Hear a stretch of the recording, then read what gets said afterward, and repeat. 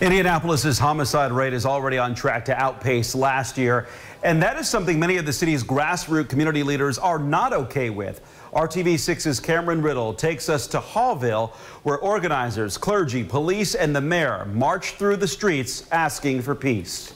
Stop the violence! Stop the violence! On the west side of Indianapolis, there was a call to stop the violence and bring peace to the streets. We are specifically here in Hallville because we have seen an unfortunate uptick of crime that has happened here. But more than anything, this is my home. This is my stomping ground. This is where I'm from. So I need to make sure that home is taken care of first. Aaron Williams is the director of Peace in the Streets.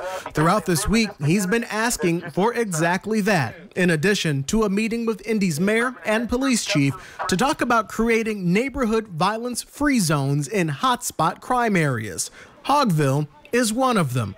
Tonight, with a bullhorn in hand, Williams is asking the community to join that fight. The police can't do it alone. The community can't do it alone. The business community can't do it alone. The clergy can't do it alone. It is a collective effort of everyone working together and saying the same message consistently. We want peace in our streets. We want the violence to end. We don't want you to use violence as a means to settle a dispute, and we want to eliminate the unnecessary homicides and murders that are happening in our city at an unprecedented rate. As usual, Reverend Charles Harrison is vocal about Indy's rising crime rate, especially in the East Side neighborhoods patrolled by the 10-Point Coalition.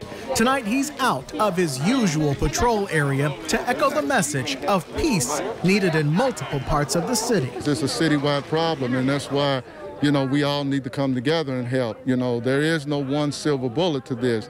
There is no one program, one initiative that can curb the pattern of violence alone. We will solve this problem. Right. We will bring peace to our streets. Right.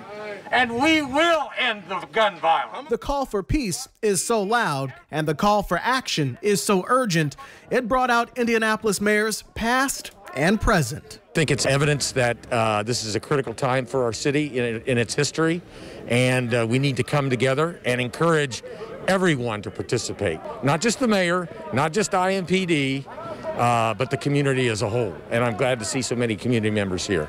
In Indianapolis, Cameron Riddle, RTV6.